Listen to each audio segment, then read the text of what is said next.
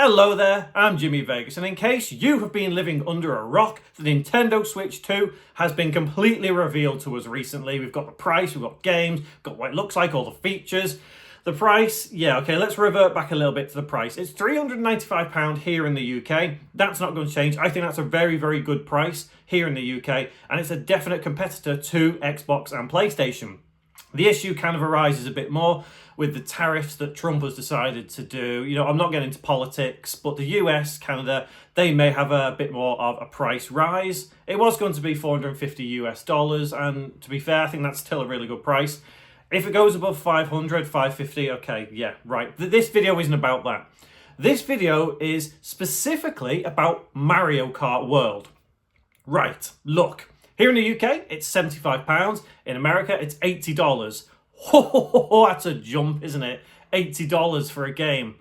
That's not bad. That's, to me, right? I'm going to justify this. That's cheap. And you can roll off in the comments now. Go for it. All you trolls, go for it. Just go in the comments. Go on. Go. Have hell with me. Go. But $80 is not a bad price. It's not a precedent we should be setting. Let me get this straight now. It's not a precedent we should be setting. However, $80 for Mario Kart is worth it. Let me explain. In this world, time is money, okay? Money is important. We all want it. However, the most valuable commodity is time. I'm waffling, it may seem, but I am not. Think about it. Mario Kart will more than likely consume hundreds of your hours, right? Because you think it's worth it. Me personally, when I get hold of Mario Kart, I'm going to put at least 200 hours in. It is a huge game. I think we've only seen a small part of it. And even if it's no bigger than, say, Mario Kart 8, I'm still going to put hundreds of hours in. So let's say I only put 75 or 80 hours into the game. That's £1 or $1 an hour. Where can you go to get entertainment for an hour for $1? Okay, right, let's go further, right? Online multiplayer, playing with friends, playing on your own, whatever. What if you play 150, 160 hours, right? Well, that's 50 cents or 50 pence an hour. Where the hell can you go for 50 cents an hour and have the time of your life? Nowhere. Let's say you want to, I don't know, go and play. let's think of a good example here. A really good example. Okay. Let's say Resident Evil 9 comes out and it's $70. Are you going to get 70 hours worth out of Resident Evil 9? Maybe. But let's look at Resident Evil 4, right? Resident Evil 4 Remake. How many hours did you get out of that? Was your dollar to game time ratio above or below $1? Think of it that way. It's been said by many analysts that video games should be priced at, $1 per hour. And do you know what? I don't disagree with that. Because there's many games that I have paid, $50, the equivalent of $50 for, $40, $50, and I've got 20 hours worth of gameplay out of it. Was that worth it? Probably not, actually, no. Because then you're paying $2 for an hour of gameplay. Whereas with Mario Kart World, we're looking at the most 50 cents an hour of gameplay for fun. The idea that people complaining so much about the price is not because, we can't afford it, because let's face it, right? Yes, prices have gone up, but so have wages. Yes, taxes have gone up, but do you know what? People have become more savvy with their money. I don't think it's a case of people not being able to afford the games on Nintendo Switch. I think it's more a case of we just want to complain for the sake of complaining, right? I know inflation plays a big part to some degree, and I know there's many people who argue the case of, back in the Super Nintendo days, we used to pay $70 then for a game, convert that to today's money, and that's $120. This is a bargain. Shut up.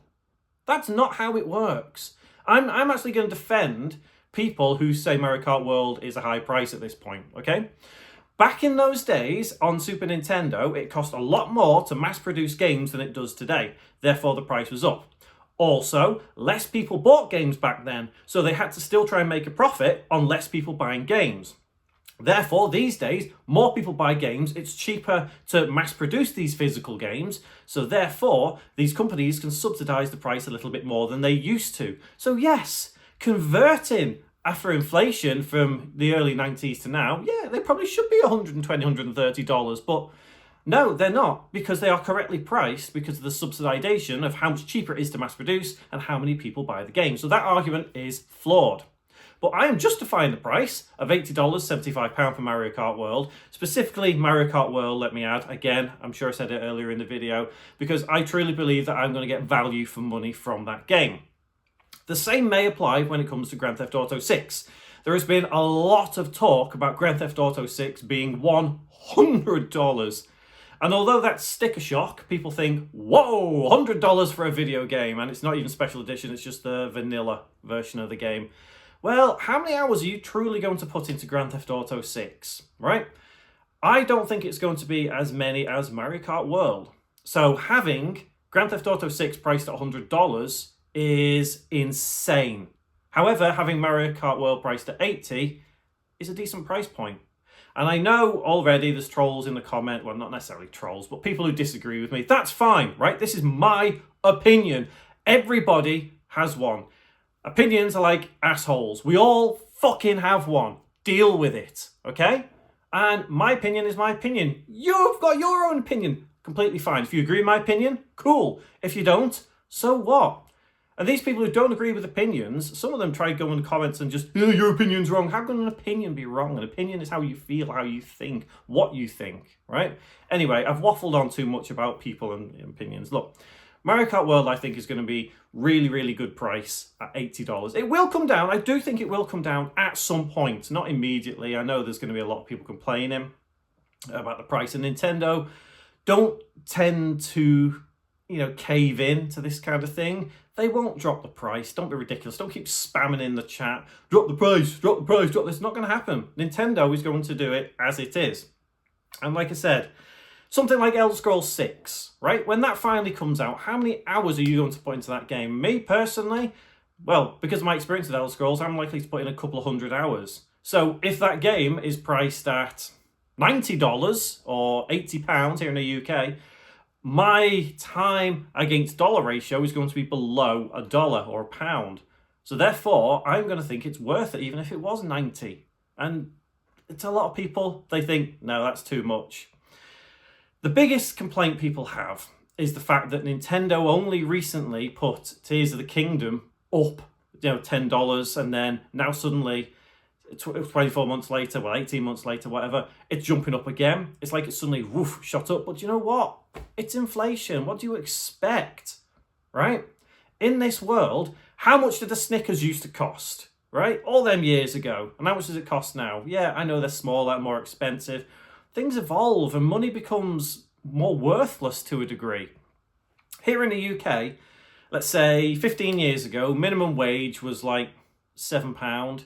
If you were given £7 now, you'd laugh at it. And I know minimum wages is different around the world. America has its thing and, whatever. But again, I'm not getting into politics.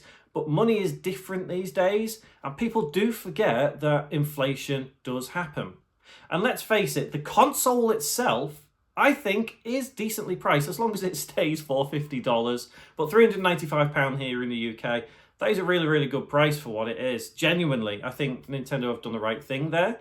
But I think their idea is, we sell all these consoles and it's the software that makes us the money. Generally, that's how it works anyway.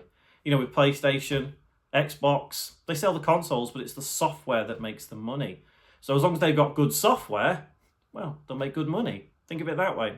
So anyway, let me know what you think. I know this video will have got people mad, riled up, angry because I'm justifying the $80 price point of Mario Kart World.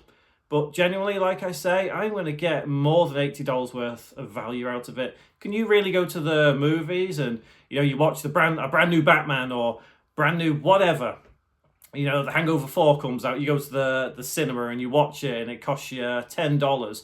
Well, what's your hour versus price there? Well, it's less than Mario Kart World when you extrapolate it out, isn't it? Yeah, anyway, that's my justification for it. I can't wait to get Switch 2. I can't wait to play Mario Kart World. Let me know what you think in the comments below, because if my previous videos are anything to go by, this might be a feisty one in the comments, so maybe read them yourself. And if there's nothing there, go and make a comment. You should do that. Anyway, I'll see you in the next one.